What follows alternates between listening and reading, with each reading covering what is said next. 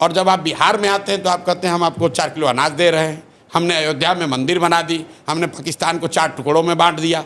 उन्होंने कहा बिहारियों को 9 करोड़ बिहारियों को 4 किलो अनाज देने की गारंटी है, ये मोदी की गारंटी है।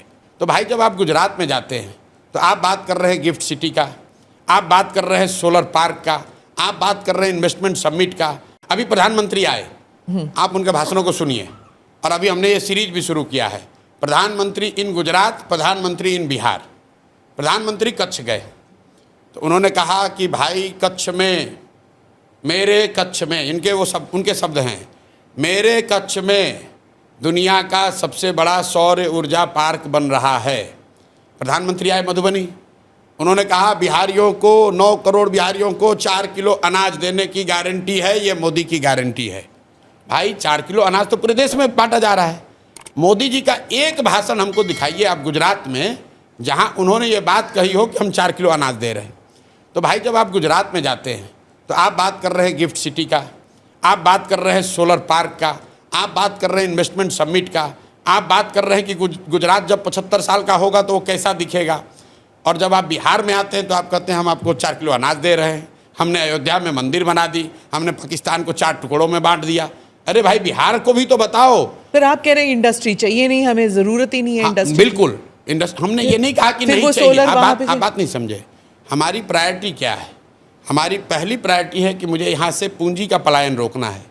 मेरी दूसरी प्रायोरिटी है कि जब मैं पूंजी का पलायन रोकूं तो उससे जो यहाँ ब्रेन ड्रेन हो रहा है, जो काबिल लोग हैं, कैपेबल लोग हैं, जिसकी आप चर्चा कर रहे हैं। 400 रुपए आप कह रहे थे, 400 रुपए में वो अनाज भी खरीद रही है। अब मोदी जी जब कह रहे हैं कि अनाज देंगे तो क्या दिक्कत है? फिर दिक्कत ये है कि तो 400 रुपए में वो साड़ी ले सकती है बच्चे को। यही बात आप तमिलनाडु में क्यों नहीं कहते हो? यही बात आप गुजरात में क्यों नहीं कहते हो? गुजरात में आप भी, गुजरात में भी तो 4 किलो अनाज बट रहा है। ऐसा नहीं कि गुजरात में गरीबी नहीं है, ऐसा नहीं है कि सुनिए, नहीं यहाँ पे ना, ये भ्रम मत पालिए। गुजरात में श्रमिक नहीं, ऐसी बात नहीं है। गुजरात में हमने 3 साल गुजरात में काम किया है। गुजरात में भी 25% लोग की स्थिति वही है जो बिहार में है। 25% लोग भी गुजरात में भी उसी दशा में जी रहे हैं। ये जो 80 करोड़ लोग को अनाज दिया जा रहा है, 80 करोड़ लोग बिहार में थोड़ी रहते हैं, उसमें गुजरात में भी लोग हैं, तमिलनाडु में भी लोग हैं।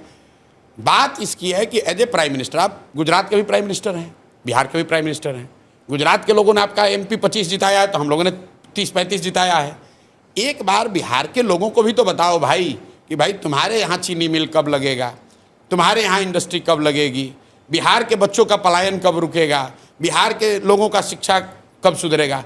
बिहार में आप वो बात ही क्यों नहीं करते? काम नहीं कर पाए वो छोड़िए, उसका बात भी नहीं कर रहे हो, क्योंकि ये प्री नोशन है कि बिहारियों को क्या चाहिए भाई, 4 किलो अनाज दो। मधुबनी में आए मोदी जी, तो सुनिए ना सुनिए, मोदी जी आए अभी मधुबनी में, उनके मुंह से निकल गया या उनके लिखने वालों ने गलती कर दी। उन्होंने कहा कि सहरसा से, अपने हिसाब से बहुत बड़ी घोषणा की है, सहरसा से आधुनिक वंदे भारत ट्रेन चलेगी जिससे श्रमिक परिवार के लोग आसानी से यहाँ से बॉम्बे और सौराष्ट्र में जाकर मजदूरी कर पाए, उनको जाने में सुविधा होगी। अब बताइए ये कितनी गलत बात है कि मोदी जी ये कह रहे हैं कि बिहार के बच्चों को मजदूर बनकर सौराष्ट्र और मुंबई में काम करने के लिए एक और बढ़िया ट्रेन खोला जाएगा। ट्रेन खुले, लोग ताली बजा रहे हैं, प्रशांत किशोर इसका विरोध कर रहे हैं, हमें ऐसी ट्रेन नहीं चाहिए। तो सुनिए, ना काम हो ना कुछ नहीं हो, लेकिन हमें ऐसी ट्रेन नहीं चाहिए जहां पर हम लोग के बच्चे जानवर की तरह बैठकर मजदूरी करने जाएं। अब आप कहिए कि यहीं बैठा रहे, तो अंग्रेजों ने भी यही कहा कि तुम लोग यहाँ खाए बगैर मर रहे हो, हमारे साथ चलो मॉरिशस में चल के मसाला का खेती करो। तो क्या वो हम लोग का भला कर रहे थे? आप मोदी जी का भाषण सुनाइए जब वो गुजरात में ये कहें कि भाई गुजरात से श्रमिक परिवारों के लिए आधुनिक वंदे भारत ट्रेन चलेगी जहां से कि आप बॉम्बे में जाकर काम कीजिएगा। चाहे मनमोहन सिंह जी हो या मोदी जी हो, मनमोहन सिंह जी सुनिए, पंजाब कोई भी आदमी, मनमोहन सिंह जी इतने बड़े इकोनॉमिस्ट थे, हार्वर्ड में गए ना पढ़ने के लिए, क्या फर्क पड़ता है? उनको ये समझ नहीं थी कि बिहार की स्थिति क्या है, उनकी समझ तो होगी। उनको ये समझ नहीं थी कि यहाँ पर बिहार में क्या चल रहा है, बिहार की इकोनॉमिक स्थिति क्या है। उनको देश की इकोनॉमिक स्थिति की समझ थी, बिहार की समझ नहीं थी। मैं आपको बताता हूँ कि बिहार में फैक्ट्री क्यों नहीं लोग लगाते।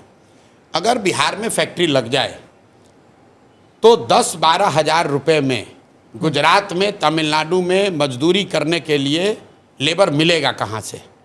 अगर पंजाब में गेहूं की खेती बंद हो जाए तो उससे देश में गेहूं की उपलब्धता कम हो जाएगी। तो कोई नहीं चाहेगा कि पंजाब में गेहूं की खेती बंद हो जाए। उसी तरह बिहार और उत्तर प्रदेश के कुछ हिस्से जो है इसको लेबर का फैक्ट्री बना दिया गया है, और लोग ये चाहते हैं कि ये मोटे तौर पे स्थिति बनी रहे ताकि लोग यहाँ से 10-12 हज़ार में जाएं, गुजरात में, तमिलनाडु में जो इंडस्ट्रियल जोन्स हैं वहाँ पर जाकर यहाँ पर लेबर वहाँ पर काम करे। अगर बिहार में फैक्ट्री लग जाए, ऐसा आप तो मोदी जी को खूब जानते हैं, मोदी जी अगर कह दें तो किस उद्योगपति की आज देश में इतनी हिम्मत है कि वो बिहार में उद्योग नहीं लगाएगा। और आप बताइए, मोदी जी का भाषण 14 में हमने लिखा है, मैं आपको कोट कर देता हूँ। मोतिहारी में मैंने उस समय मोदी जी से कहलवाया, मोदी जी ने कहा कि इसी चीनी मिल से के बनी हुए चीनी से चाय पीऊंगा तब बिहार लौटूंगा, तब वोट मांगने आऊँगा। 14 में कहा था, नहीं बना, नहीं बना। अरे भैया, मोतिहारी चीनी मिल का जमीन एक एक टुकड़ा बांट दिया गया, बेच दिया गया, और खरीदने वाले आधे से ज़्यादा भाजपाई हैं। आपके कैमरे पर कह रहा हूँ, फिर कहेगा कि मानहानि का दावा करेंगे। आधे से ज़्यादा मोदी जी के पार्टी के लोगों ने उस मिल के ज़मीन को बेच लिया, हड़प लिया। उसके बाद मोदी जी वहाँ 4 बार गए, लेकिन गलती मोदी जी की नहीं है, गलती बिहारियों की है, मोतिहारी के लोगों की है, क्योंकि 14 के बाद 3 चुनाव हुआ और तीनों बार भाजपा को ही मोतिहारी में फिर जिता दिया। और इस बार नहीं जिताएगा, इस बार सबक सिखाएगा, उनको दिखेगा। प्रभातखबर.com, विश्वास वही, रफ्तार नहीं।